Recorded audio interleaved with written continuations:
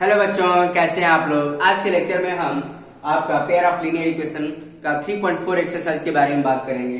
3.4 का सेकंड का fourth question देखेंगे हम। ठीक है, ये बोला था Meena went to bank to withdraw the ₹2000 rupees. ठीक है, she asked to the cashier, cashier से वो बोल रही give her the 50 rupees and 100 rupees notes only. मतलब वो कैशियर से बोल रही है कि मुझे 50 रुपीज और 100 रुपीज के केवल ही नोट्स ही चाहिए बस, ओनली। ठीक है, और वो टोटल कितने नोट्स पा रही है हमारे पास, आप वो कितने नोट्स पा रही है, 25 नोट्स पा रही है। In all find how many way the notes of 50 rupees notes and 100 rupees notes. तो हमें बताना है कि 50 रुपीज के नोट्स कितने मिले उसको और 100 रुपीज के नोट्स कितने मिले। तो देखो स्टूडेंट, पहले एज्यूम करना पड़ेगा, let number of 50 rupees notes will be x and number of 100 rupees notes will be y। ठीक है, तो एज्यूम करना पड़ेगा स्टूडेंट। लेट सॉल्यूशन हम कर लेते हैं। Let number of 50 rupees notes, number of 50 rupees कितना माना, x मान लिया, एंड नंबर ऑफ ₹100 नोट्स कितना हो गया, y मान लिया। ठीक है, इतना मान लिया। तो केस पहला बना लेंगे स्टूडेंट, केस फर्स्ट। अब ये देखो टोटल नोट्स कितने मिले हमारे पास, 25 मिले हैं। मतलब 25 ही है। देखो क्या बोला था, टोटल नोट्स उसको कितने मिले, 25 मिले। मतलब 50 rupees notes plus 100 rupees notes मिला के कितने होने चाहिए, 25 होना चाहिए। मतलब x प्लस y क्या होना चाहिए, अकॉर्डिंग टू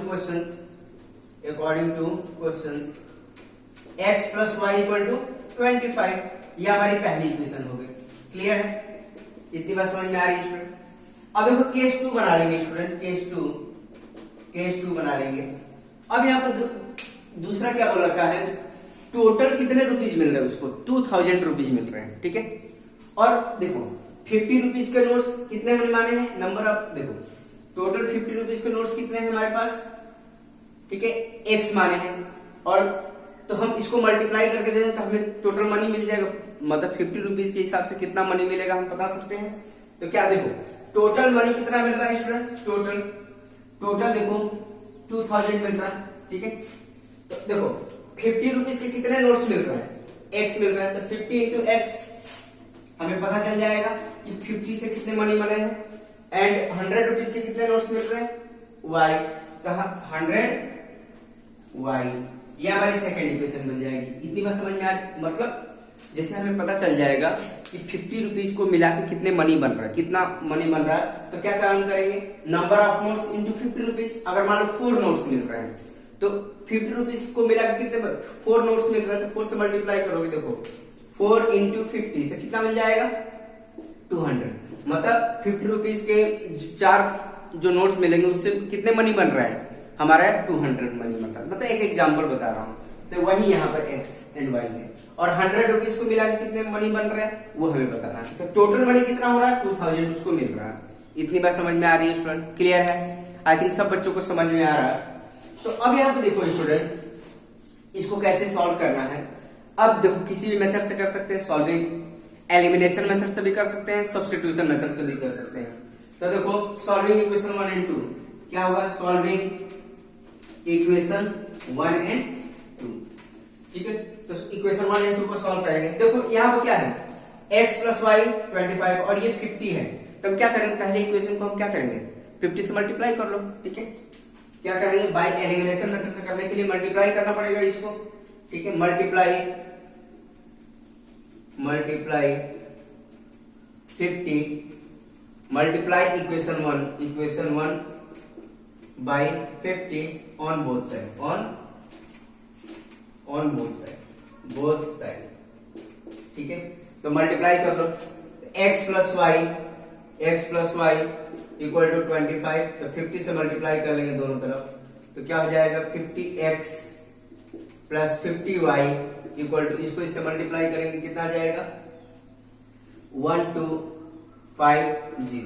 ये हमारी कितनी, कौन सी इक्वेशन हो जाएगी, थर्ड इक्वेशन। ठीक है, आएगा समझ में। तो यहाँ पर ये नहीं लिखेंगे, क्यों, क्योंकि हम अभी तो मल्टीप्लाई करके थर्ड इक्वेशन बना रहे हैं।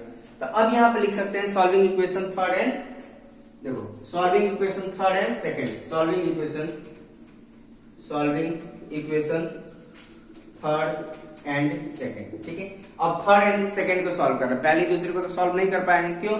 अगर सब्स्टिट्यूशन मेथड से होता तो सॉल्व कर लेते, बट एलिमिनेशन मेथड से करने के लिए हमें कोई भी इसको या इसको बराबर करना पड़ेगा इससे। ठीक है, आपको पता ही है, जिन बच्चों को नहीं पता है प्रीवियस वीडियो देखें, वहां से उनको एग्जैक्ट समझ में आएगा कि एलिमिनेशन मेथड का कैसे सॉल्व करते हैं। ठीक है, एलिमिनेशन मेथड से। तो यहाँ पे जा देखो, इसको तो 50x + 50y = 1250, और ये आ जाएगा 50x प्लस ये सेकंड, हम सेकंड लिख रहे हैं, थर्ड वाली थी, सेकंड वाली लिख रहे हैं 100y = 2000। ठीक है, अब दोनों को सॉल्व कर देंगे। तो एलिमिनेशन मेथड में क्या होता है, जब साइन इक्वल होता है तो सब्ट्रैक्शन करते हैं। देखो साइन दोनों के इक्वल है तो क्या करेंगे, सब्ट्रैक्शन करेंगे। सब्ट्रैक्शन में क्या होता है, साइन चेंज होता है। तो ये क्या हो जाएगा, प्लस है तो माइनस हो जाएगा, ये भी माइनस हो जाएगा, ये भी माइनस हो जाएगा। तो फाइनली ये कैंसिल हो गया स्टूडेंट। तो क्या मिला, -50y। फिर यहाँ पर क्या मिल जाएगा, इसमें से इसको माइनस करोगे तो कितना मिल जाएगा, -750 मिल जाएगा। ठीक है, तो y = कितना हो गया, -750 डिवाइड बाई -50, तो y = कितना हो गया, माइनस से माइनस कैंसिल। ठीक है, माइनस से माइनस कैंसिल, 0 से 0 कैंसिल, और ये कितना बन गया, 15 बन गया। ठीक है, y की वैल्यू कितनी आ गई स्टूडेंट, 15 आ गई। मतलब 100 रुपीज के नोट्स कितने होंगे, 15 नोट्स होंगे। ठीक है, आई बात समझ में? तो देखो, पुट y = 15 इन इक्वेशन 1 में पुट कर सकते हैं, इसमें भी पुट कर सकते हैं, हम थर्ड वाले में भी पुट करते हैं, सेकंड वाले में भी पुट कर सकते हैं, किसी में भी पुट करेंगे हमारा आंसर वही आएगा। ठीक है, put y = 15 in equation first में पुट कर लो। फर्स्ट वाली इक्वेशन क्या थी हमारे पास, ये थी, तो x + y = 25। ठीक है, तो क्या हो गया, x और ये 15 = 25, तो x = कितना हो गया, 25 - 15, तो x = कितना आ गया स्टूडेंट, 10। तो मतलब 50 रुपीज के नोट्स कितने हो जाएंगे, 10 नोट्स हो जाएंगे। ठीक है, तो देयरफॉर फाइनली हम कह सकते हैं, therefore number of 50 rupees notes, number of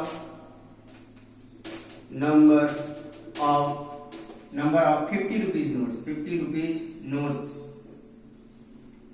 equal to 10 and number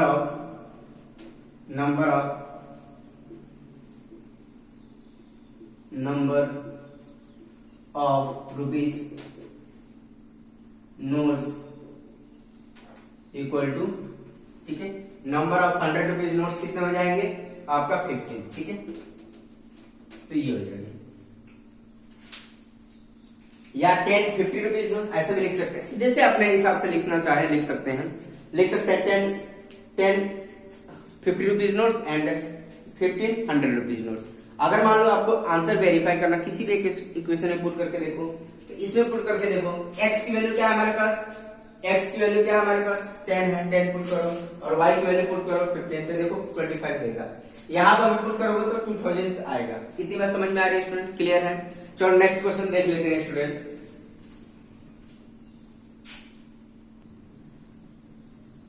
तो देखो बच्चों, ये आपका 5th क्वेश्चन है।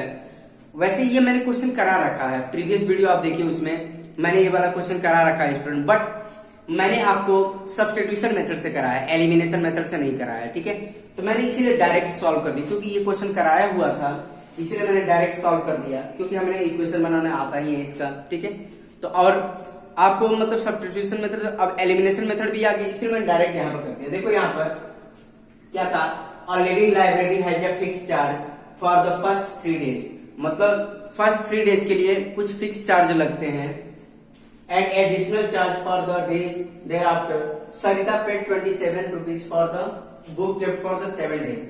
तो उसने, सरिता नाम की लड़की थी, उसने क्या किया, 7 डेज के लिए बुक लाया, तो उसने कुछ फिक्स चार्ज भी पे किए और एक्स्ट्रा चार्ज भी पे किए, फिक्स चार्ज के अलावा। ठीक है, और 7 डेज के लिए लेके आई थी book. While they said she paid, अभी हम Shashi paid the 21 for the book, C for the 55 days।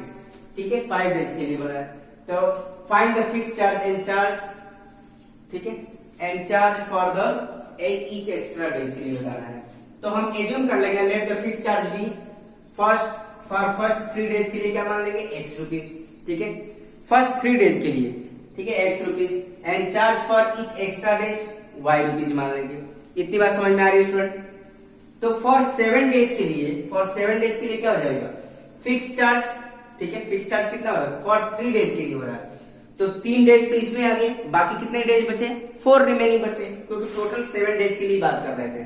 तो फिक्स चार्ज में कितना आ गए, 3 डेज आ गए, बाकी रिमेनिंग डेज के लिए कितना हो जाएगा, 4y, क्योंकि ईच एक्स्ट्रा डेज के लिए तुम्हारा y रुपीज लग रहा है, तो इससे 4 एक्स्ट्रा डेज बच रहे तो 4y हो जाएगा, ठीक है। तो इक्वल टू कितना हो जाएगा, 27। इतनी बात समझ में। फॉर 5 डेज के लिए क्या काम करेंगे, फिक्स चार्ज प्लस 2y, मतलब फिक्स में कितना हो रहा है, 3 आ जा रहा है, और बाकी कितने बच रहे हैं, 2 बच रहे हैं। तो 2 डेज के लिए कितना लगेगा, 2y, 1 डेज के लिए y है, तो 2 के लिए कितना लगेगा, 2y।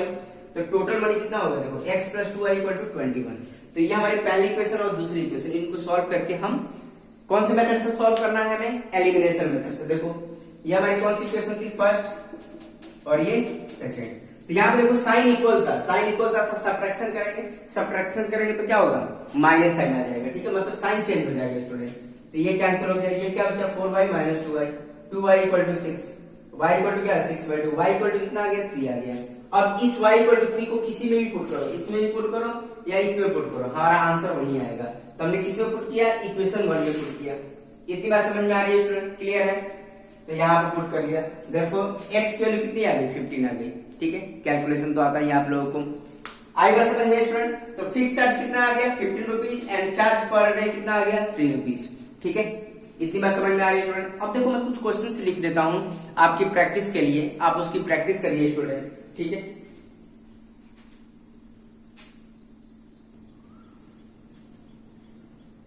तो देखो बच्चों, मैंने कुछ क्वेश्चंस लिख रखा है आपकी प्रैक्टिस के लिए, ठीक है। तो ऐसे भी क्वेश्चन पेपर में पूछे जाते हैं, तो आपको पता होना चाहिए कैसे सॉल्व करना। मैं इसमें से एक का को सॉल्व करके बता रहा हूं, इसके बाद रिमेनिंग जो 2 बचेंगे आप सॉल्व करेंगे। इनके आंसर भी मैंने लिख रखे हैं, ठीक है। मैं एक कर रहा हूँ स्टूडेंट। ये बोला था 4 tables and 3 chair together, cost कितना रखा लग रहा है तुम्हारा, 2250, ठीक है। एंड 3 टेबल एंड 4 चेयर कितना रहा, 1950 रुपीज लग रहा है। Find the cost of 2 chair and 1 table. तो देखो स्टूडेंट कैसे करेंगे, तो सॉल्यूशन देखो, तो सॉल्यूशन ये रहा यहाँ पर, लेट कॉस्ट ऑफ 1 टेबल कितना मान लेंगे, let cost of 1 table be rupees x and cost of 1 chair be rupees y। इतनी बात समझ में आ रही है? तो केस फर्स्ट बना लेंगे। तो देखो एक चेयर का रेट कितना है, x रुपीज है, 1 चेयर का रेट कितना है, y रुपीज है, ठीक है। तो क्या काम करता है, 4 टेबल का रेट कितना हो जाएगा, 4x, ठीक है। एंड 3 चेयर का रेट कितना, मतलब प्राइस कितना हो जाएगा, 3y। इतनी बात समझ में आ रही है? तो देखो एक का x है, तो 4 का कितना हो जाएगा, 4x। 1 चेयर का रेट कितना है, 1 चेयर का रेट y है, तो 3 का कितना हो जाएगा, 3y। टोटल कितना लग रहा है स्टूडेंट, टोटल 2250। ये हमारी फर्स्ट इक्वेशन आ गई। इतनी बात समझ में आ रही है स्टूडेंट? केस 2 बना लेंगे। केस 2 बहुत आसान है स्टूडेंट, कुछ है नहीं। केस 2 में क्या हो रहा है, 3 टेबल एंड 4 चेयर। तो एक टेबल का कितना है, x है, तो 3 का कितना हो जाएगा, 3x। एंड 4 चेयर, तो एक चेयर का कितना है, y है, तो 4 चेयर का कितना हो जाएगा, 4y। तो हमारी सेकेंड इक्वेशन भी बन जाएगी, क्या बन जाएगी, 3x plus 4y equal to total कितना लग रहा है, 1950। ये हमारी second equation. Solving equation 1 and 2। अब देखो दोनों इक्वेशन को सॉल्व कर लेंगे बाय एलिमिनेशन मेथड से, ठीक है।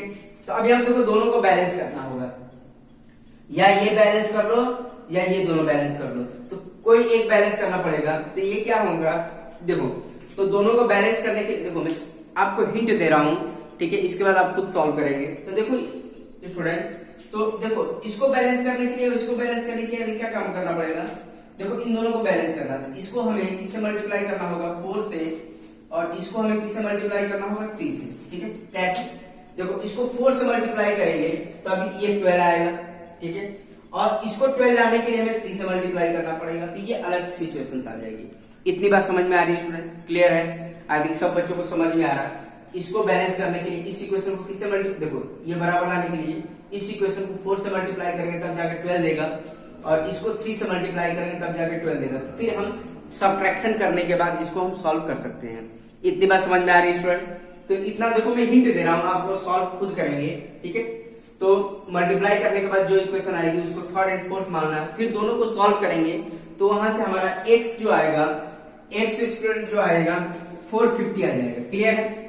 मतलब x जो मतलब इसको मल्टीप्लाई करने पर और इसको मल्टीप्लाई करने पर फिर दोनों को सॉल्व करेंगे, दोनों इक्वेशन को सॉल्व करेंगे थर्ड एंड फोर्थ, तो सॉल्व करेंगे तो क्या आ जाएगा, x की वैल्यू कितनी आ जाएगी 450 एंड y जो आ जाएगा 150 आ जाएगा। ठीक है, आएगा समझ में? x एंड y कितना आ जाएगा, कितना आ जाएगा।